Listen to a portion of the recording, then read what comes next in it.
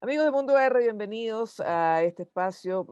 Estamos ya llegando a finales del año 2021, un año muy movido en lo político, que deja sus secuelas, deja sus vidrios rotos de cara al 2022.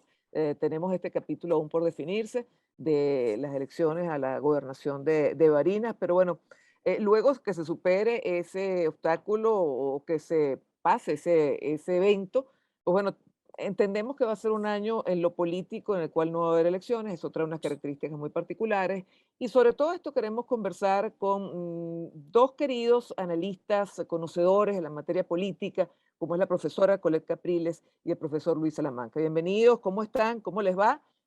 Muy Bueno, Hola bien, muchas Marisabel, gracias. ¿qué finaliza un tal? Gracias. año complicadísimo, ¿no? En materia política.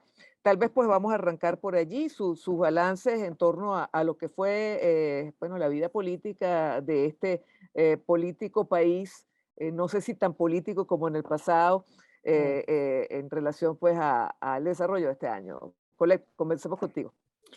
Sí, siempre las damas primero, eso es fatal. Mira, Eso es lo bueno, este, eso es lo bueno de no, estos no, es casos de que la que las dama vaya damas primero. primero para algunas cosas, porque para otras no, no te creas. En este caso es muy bueno. Tú no viste, hoy mismo apareció un informe de CEPAL sobre la participación de las mujeres en el proceso político de este año y bueno, son bastante negativas las, mm, las estadísticas, digamos, y eso indica algo, porque Ujú. en realidad yo lo tomaría como también un índice indirecto de algo que es general, y es que la participación política se ha vuelto cada vez menos popular, vamos a decirlo así, más difícil, menos atractiva, Mm. y eso se relaciona con lo que creo que es un balance no enteramente negativo, diría yo, Mm. pero sí es una nota que hay que subrayar que tiene que ver con la relación, como dijiste, Marisabel, de los ciudadanos con la política. Yo creo que este ha sido un año en el que esa relación se cambió o está cambiando. Creo que para bien, creo que las elecciones sin duda fueron una alarma, o más bien, más que una alarma, creo que los ciudadanos trataron de señalar dentro de bueno, restricciones en las que estamos, porque la vida política no es solamente votar, evidentemente, ¿no?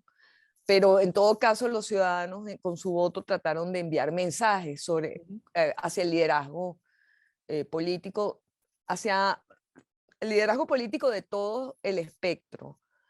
Y esto es importante, digo, subrayo también lo del espectro, porque indudablemente estamos en presencia de un proceso de despolarización Mm. que antes, por supuesto, se manifestaba con una gran emocionalidad política polarizante, digamos, ¿no? Pero el proceso ha venido continuando, ¿no? Ese proceso en el que no es que deje de haber dos polos, sino que los polos ya no son tan atractivos.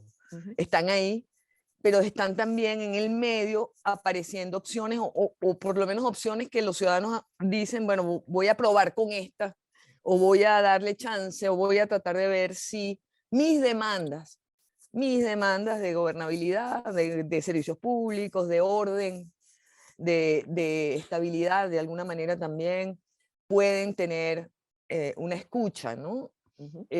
Pero a todos estos sin tampoco entrar en grandes entusiasmos. Yo creo que Sí. una de las cosas que es interesante es que estas elecciones fueron, si se quiere, unas elecciones muy racionales en un cierto sentido, ¿no? Para la gente, porque mucha gente, sobre todo, por supuesto, en el campo de la oposición, estaban, bueno, simpatizantes o ex simpatizantes de la oposición, pues han acudido probablemente más a mostrar su descontento que con la esperanza de tener, digamos, una opción victoriosa o de cambio inmediato. Entonces, hay todo un proceso de la relación del ciudadano, no solo con lo político, sino también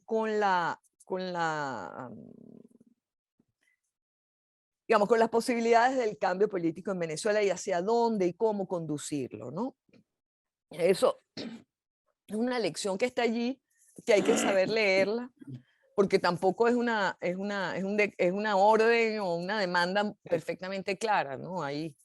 hay allí muchos matices, pero yo creo que el mensaje de alguna manera fue emitido y llegó. O sea, yo siento que hoy, a pesar de lo que parezca, esa dispersión de las fuerzas políticas, que no ocurre solamente en el campo de la oposición o de las oposiciones, como algunos quieren llamarlas, sino también en el propio campo oficialista, ¿no? Lo que Esa dispersión sí. puede ser el nacimiento de un reacomodo muy necesario, me parece a mí, del lugar de la política en la vida de los venezolanos, del lugar en la política en la esperanza del futuro de los venezolanos. Ujú.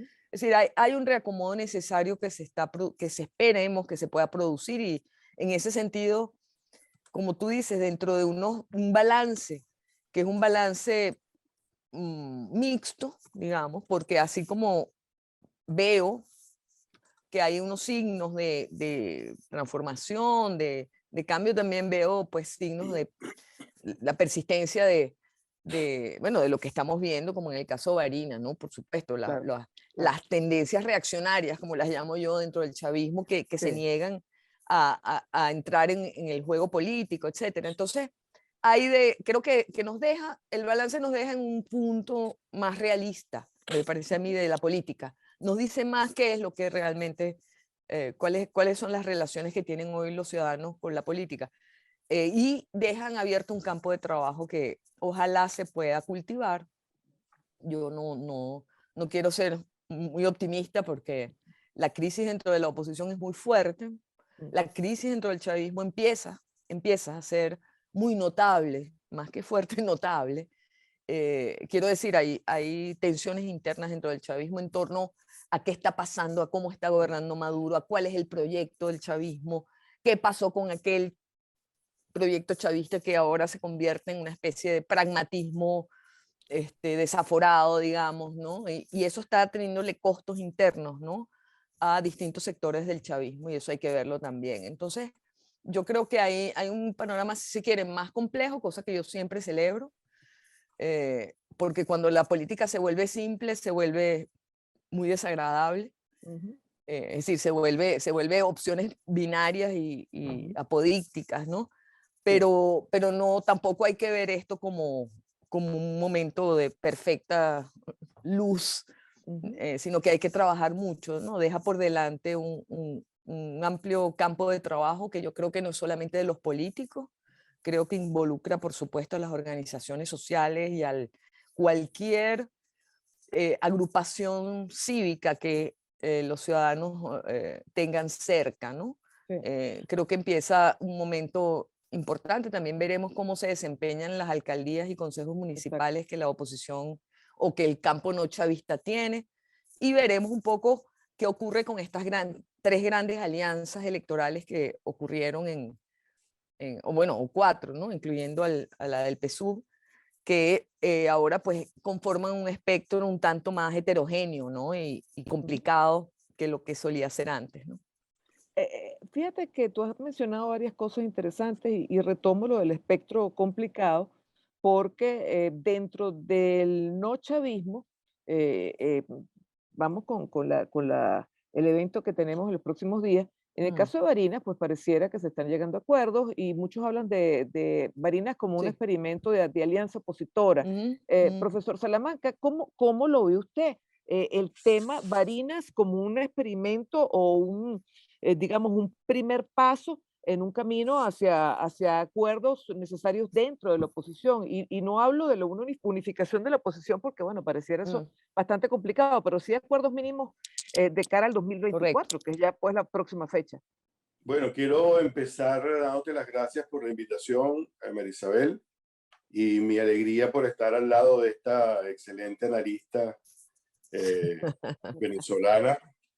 Mira, yo quisiera comenzar haciendo un señalamiento sobre el tema que planteó Colette. Y quiero hacerlo identificando lo que es mi enfoque para el análisis de la situación política venezolana en todos estos años y de aquí en adelante, ¿no? Yo, yo hago mis análisis siempre sobre un paradigma que llamo el paradigma del debilitamiento creciente del régimen.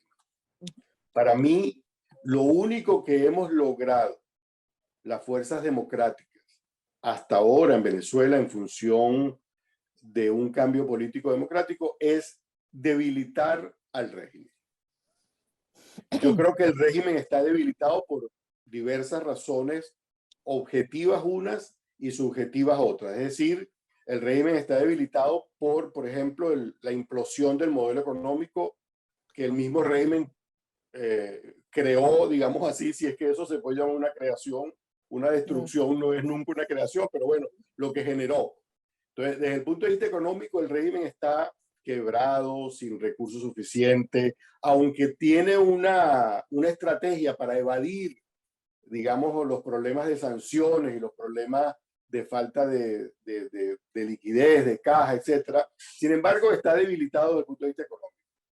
Y desde el punto de vista político, el régimen viene debilitándose constantemente, solo que con altibajos, ¿no? Entonces, por ejemplo, este año ha habido un alti en los bajos, pero van juntos porque el bajón que se mete electoralmente, que continúa una tendencia que no es nueva, o sea, no tenemos que usar solamente los votos de las elecciones del 21 de noviembre para decir que el chavismo ha perdido al pueblo electoral, ha perdido el pueblo como cuerpo electoral. Eso viene de atrás, eso viene ya desde el momento mismo en que Chávez lanzó la campaña del 2012, ya ahí se sintió el primer bajón, y después con la elección sobrevenida de Maduro en 2013, el bajón casi lo saca del juego y según algunas voces lo sacó, pero no se dejaron, ¿no? Según algunos. Y luego continuó el declive, y ese es el declive del Partido Socialista Unido de Venezuela. El Partido Socialista Unido de Venezuela viene en un declive, pero impresionante, que se observó, se sigue observando el 21 de noviembre. Entonces, dentro de esta visión digamos, de debilitamiento que siente el régimen, que yo creo que los venezolanos tenemos que valorar más, porque repito, no ha habido quiebre, lo que ha habido es debilitamiento y va a seguir debilitándose el régimen. Claro, el régimen intenta no debilitarse más. Entonces, por eso tiene este alti del 21 de noviembre, que bueno, produce un titularazo. El PSUV domina el país, pero no es verdad. O sea, digamos, nominalmente sí, pero realmente la procesión va por dentro, o sea, se están socavando las bases internas. Entonces, en este sentido, yo valoraría del año 2021, valoraría primero ese hecho importante, al lado del hecho de que no hubo cambio político, digamos, de régimen ni de presidente, pero seguimos en la onda del socavamiento de las bases, ¿no? Entonces, eso por una parte. Por otra parte, destacaría muchísimo el regreso de la Mesa de la Unidad Democrática al juego político. Fuera por la razón que fuera, porque fue por manipulación del régimen para atraer a ese sector a unas elecciones en las cuales el régimen no se juega mucho, ciertamente. Pero volvió la mesa y la mesa sigue demostrando que es el primer partido de la oposición, a pesar de los pesares. Para mí, estas elecciones eran, y me perdonan la gente que pueda sentirse sensibilizado con este comentario, era un entrenamiento político de los venezolanos para recuperar el músculo electoral, para ver cómo estaba la mesa de la unidad, para ver qué problemas teníamos. Y entonces, bien bonito lo que resultó, porque salimos claros de una serie de cosas que se van a ver ahora en Barinas. Porque Barinas en el 9 de enero va a ser otra prueba de quién es realmente la mayoría en Venezuela.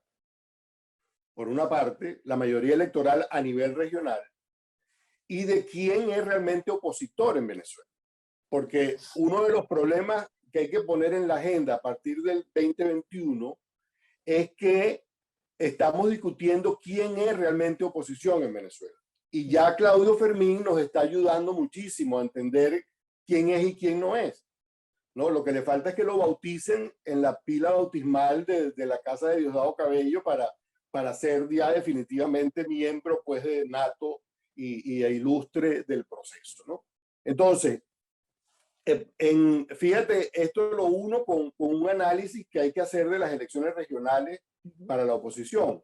Esas elecciones regionales del 2021 no tienen una sola lectura, no se pueden ver en un solo plano, tiene varios planos, tiene varias capas. Uno de esos planos es el de Barinas.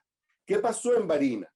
En Barinas, la oposición que yo llamo legítima, la oposición que ganó en 2015 la Asamblea Nacional, la que ha estado enfrentando al régimen permanentemente, fue con un solo candidato, que es Superlano. Y la oposición, digamos que se deslinda de esa oposición por distintas razones, fue con otro candidato. Es decir, de acuerdo con una conseja que ha venido después del resultado, la oposición fue dividida en Barinas, pero ganó, lo cual quiere decir que no necesariamente la división entre la oposición, tal como muestra Barinas y como muestra el Zulia, necesariamente conduce a la derrota del candidato de la Mesa de la Unidad o a la victoria del candidato del gobierno. Esa es una lectura. Y en este sentido, agrego entonces, para entrar al tema que me propusiste, y perdona que diera esta vuelta, ahora el 9 de enero, la alianza en torno a Garrido es mucho más fuerte que la alianza que tuvo Superlano con él el 21 de noviembre. Por lo tanto, si los barineses ya lo hicieron una vez, a pesar de las circunstancias, y nadie esperaba ese resultado allí, bueno, ahora con mucha más razón. Ahora, como Fermín no va a ser un factor, creo, no me voy a poner de profeta aquí, ¿no? Pero tengo ganas porque es que... Cae en la tentación, no importa. Hazlo, De eso se hazlo. trata, No, la claro, como perspectiva del decía Oscar oficio. Wilde, la única manera de superar una tentación es cediendo a ella. Pues. Entonces, Cae, entrégate. yo pienso que Fermín, por todas las razones habidas y por haber, y porque además ya mostró la elección del 21 de noviembre, mostró que este grupo, digamos, de disidentes de la oposición no tiene la fuerza que ellos creen que tienen en Barinas. Entonces, bueno, Garrido con una alianza más fuerte, más amplia, porque además incluye Avanzada Progresista, incluye a Fuerza Vecinal, que el 21 de noviembre estuvieron fuera de la alianza con Superlano. De manera que hay más elementos a favor de lo que yo llamo el Producto Interno Democrático, el PIB, para tratar de parecernos a los economistas, pues sí, como los economistas nos vienen diciendo que el PIB, el PIB creció, bajó y tal, bueno, nosotros también tenemos que inventar nuestro Producto Interno Político, el PIB, Producto Interno Democrático. El Producto Interno Democrático en Barinas, que es llevado sobre los hombros de la sociedad democrática, no del gobierno, no del régimen, bueno, puede crecer este año de la situación o la victoria bastante probable que se va a producir en Barinas. Entonces, lo dejo ahí para que no me digan que me estoy quedando con el... Pero fíjate, ya entramos, me gustaría entrar, para optimizar el tiempo, me gustaría entrar en el año 2022. Un año 2022, ¿qué será entonces? ¿De reorganización? ¿De tocar nuevamente las bases? ¿De olvidarnos de la política? En el ámbito del que estamos hablando, año No, 2022. yo sí creo que viene un dilema complicado para la oposición, que ha sido un dilema eterno, por cierto, solo que ahora lo vamos a volver a vivir cuando no hay año electoral, por ahora, ¿no? Y es que efectivamente tienen que continuar con el trabajo de reorganización interna, de recuperación del foco estratégico y de fortalecimiento institucional, que es fundamental. Los partidos están en un estado muy, muy precario. Es decir, tienen que recomponerse. Están en ese proceso, entiendo, varios de ellos al menos. Eso por una parte, pero al mismo tiempo tienen que seguir siendo oposición. O sea, al gobierno hay que hacerle oposición. Y eso implica tener distintos niveles de la oposición. Sí, es cierto que la oposición no se va a hacer este próximo año en el único plano que es, quiero cambiar, que se vaya Maduro, que Maduro tiene que salir, ¿no? Eso es un objetivo, por supuesto, dentro de lo que uno podría llamar el proceso de redemocratización o democratización del país. Pero ese no es el único nivel en el que la oposición, a mi modo de ver, debe hacer oposición. Tiene que haber allí sí un ejercicio de recuperar las banderas de la oposición cotidiana, las banderas de la oposición que se le va a abrir además cuando tengan que gobernar en 123 alcaldías, poniendo ahí todas las alcaldías de todas las oposiciones falsas y verdaderas, ¿no? Pero de hecho va a haber que mostrar gestión, va a ser necesario también ser eficaz en las gestiones y tener presencia, porque ¿cuál es la estrategia que puede estar siguiendo el gobierno de Maduro de aquí en adelante? Fíjense que es curioso que Maduro estuvo en una cumbre del ALBA que organizaron y el titular de su visita al final es algo así como que tenemos que cooperar más económicamente, etcétera, etcétera. Bueno, un poco como decía Luis, el gran problema del gobierno de Maduro es estabilizarse en términos de ingresos y de capacidades de gestión, ¿no? Y eso siempre va a ser una oportunidad, porque allí en las capacidades de gestión es donde precisamente es más frágil en este momento y donde precisamente se le puede hacer una oposición, vamos a decirlo, constructiva en el sentido de que construye capacidades para la oposición, ¿no? Construye agenda para la oposición.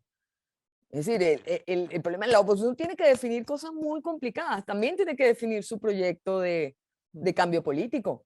¿En qué consiste? A un venezolano promedio, digamos, ¿cómo volvemos a construirle un vínculo, un puente con un futuro posible?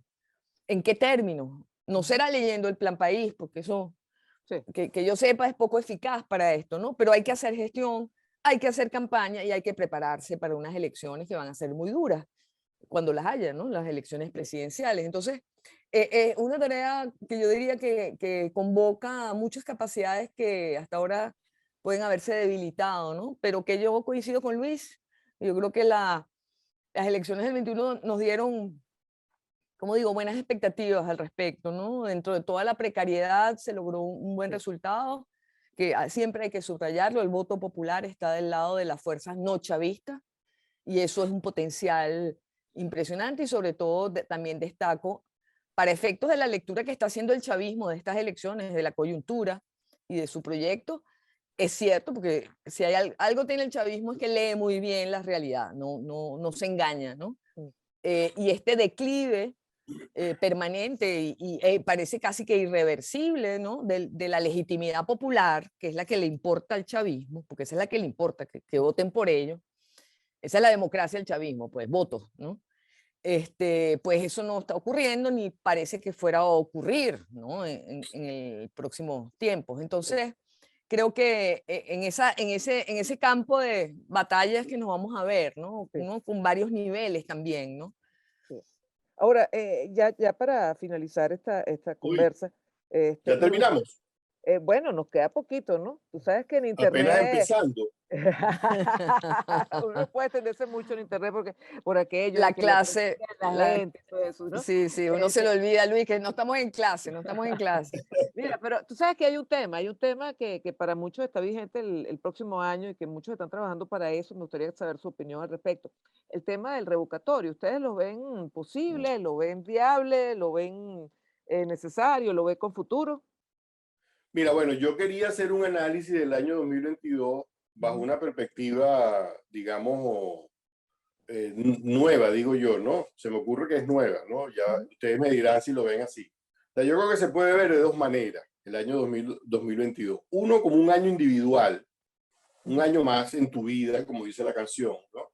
En el cual van a pasar o no ciertos acontecimientos políticos, pero también puede verse como el primer año de 3 años que tenemos por delante ujú. desde el 2022 hasta el 2024. 2022, 2023 y 2024. Siendo el 2023 un año muerto en materia electoral, Ujú. ¿no? Entonces, yo lo estoy viendo desde esta perspectiva segunda, es decir, lo estoy viendo como un ciclo político integrado, ¿verdad? Mm. No como años individuales, Ok. lo que supone una acción política global para los 3 años, definida en algún momento de esos 3 años, preferiblemente con tiempo, para no llegar al 2024, digamos, oye, poniéndote los pantalones, sino ya con los pantalones puestos, ¿verdad? Y por eso me gusta llamarlo el trienio del cambio democrático. Uy, O qué sea, interesante. verlo como un trienio en el cual las fuerzas opositoras tendrán que plantearse una revisión profunda de una serie de temas que salieron en la agenda del 2021. Un primer tema es la estrategia unificada en lo político electoral, que se iniciaría con la convocatoria del referendo revocatorio, ¿verdad? Y concluiría con la elección presidencial de 2024. Esto tiene a favor algo que me llamó mucho la atención, que es el cambio de posición de Guaidó respecto de lo electoral. Guaidó, que sigue siendo el líder que tenemos, el dirigente más importante de la oposición, dijo en estos días que ya no había que caer en falsos dilemas y tal, en dilemas en los cuales él cayó, ¿no? Valga la cuña, ¿no? Pero bueno, muy bueno que sale de ese bache y se enfrenta con este tema y ojalá se lo plantee como buscando tener una postura bastante rápidamente, lo más pronto posible, ¿verdad? Sin prisa, pero sin pausa, proponiéndose primero querer tener esa estrategia unificada que haga que la oposición no nos mantenga año tras año en el dilema de participo, no participo, voto, no voto. No, señores, resolvamos ese rollo de una vez y decidamos que entramos en un ciclo en el cual tenemos que arribar a 2024. Puede ser que arribemos a 2024 con Maduro, ¿no? Y como puede ser, entonces es mejor tener una estrategia para esa situación probable.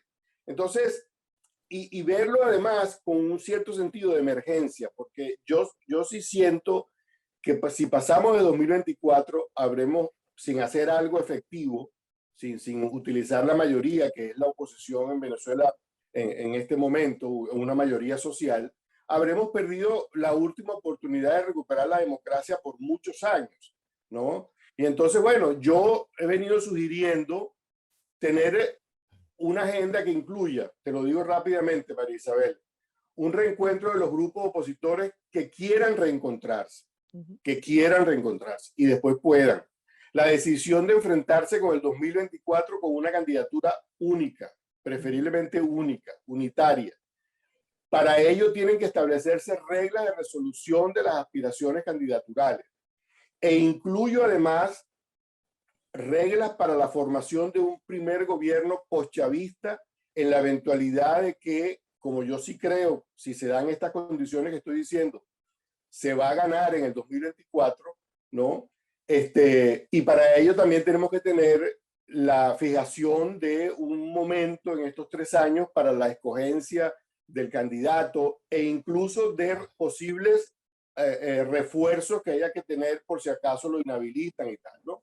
Entonces, yo creo que con una idea como esta, podemos probar que los venezolanos tenemos una ecuación que funcionó en el 2021 en algunos casos y que puede funcionar si se da la ecuación. La ecuación es potencial de cambio de los venezolanos, que es muy alta, 80%, ¿verdad? Más plataforma unitaria y candidato unitario, más la participación del elector entusiastamente, eso es igual a varios posibles resultados, a un triunfo, a un fraude, a un desconocimiento, en todo caso a una situación mucho mejor que aquella en la cual no se asiste, no se participa, porque por omisión no ganamos nada, ya está demostrado. Claro. No me quiero ir sin la pregunta del referendo revocatorio, te la hago a ti. No, fíjate, yo justamente porque coincido en mucho en lo que dice Luis, me parece que el esfuerzo y la energía que consume una convocatoria al revocatorio sería muy contraproducente para esa agenda. Es decir, justamente hay quienes piensan que la convocatoria de un revocatorio podría unificar mágicamente a la oposición, pero resulta que precisamente las diferencias entre la oposición no tienen que ver únicamente con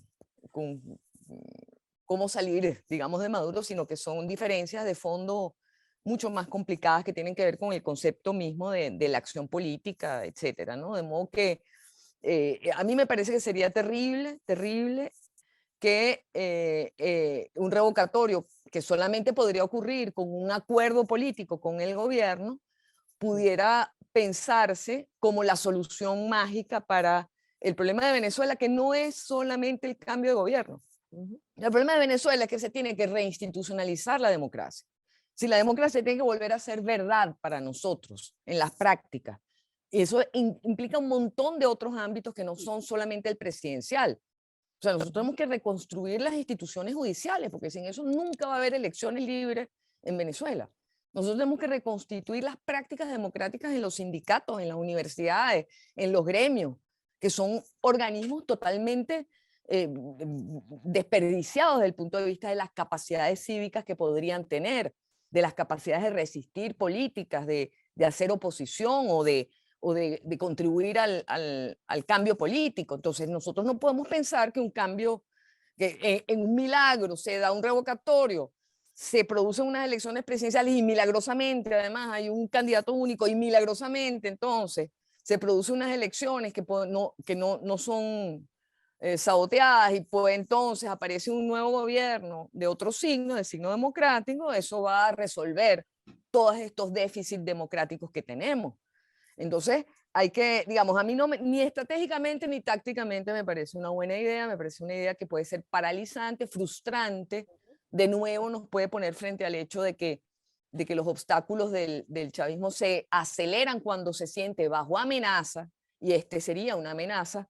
Entonces, ¿por qué no entrar más bien, como me parece excelente este esquema que nos ofreció Luis? O sea, pensar un poco ese trienio de consolidación democrática, de construcción de capacidades democráticas, lo llamaría yo, ¿no?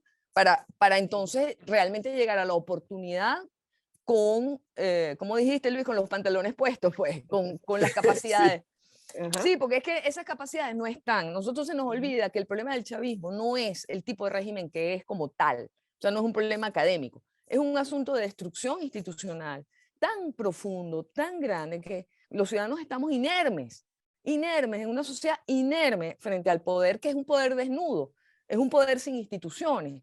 Entonces nos toca empezar a reconstituir eso. Por supuesto no se puede hacer en 3 años, pero sí hay que hacer una hoja de ruta en la que los cambios no vengan de arriba hacia abajo, sino de abajo hacia arriba. Es decir, que nosotros podamos ir construyendo las bases de un cambio de modo tal que el día de las elecciones presidenciales o del revocatorio uno diga, no será posible que un TSJ haga lo que hizo en Barinas. Esas son las construcciones que, a mi modo de ver, hay que ir elaborando. Y de resto, como digo, me gusta mucho lo que nos ofreció Luis como marco. ¿Revocatorio sí o no? Bueno, muchísimas gracias, Luis Salamanca, muchísimas gracias, Colette, por estos minutos que No, gracias a ti, siempre es un aquí gusto. a Mundo Gracias a VR. ti, Y bueno, Marisabel. para los dos, feliz año y que Igual, un gran abrazo. Feliz el año que viene, Navidad como y dicen lo mejor ustedes, del año que viene.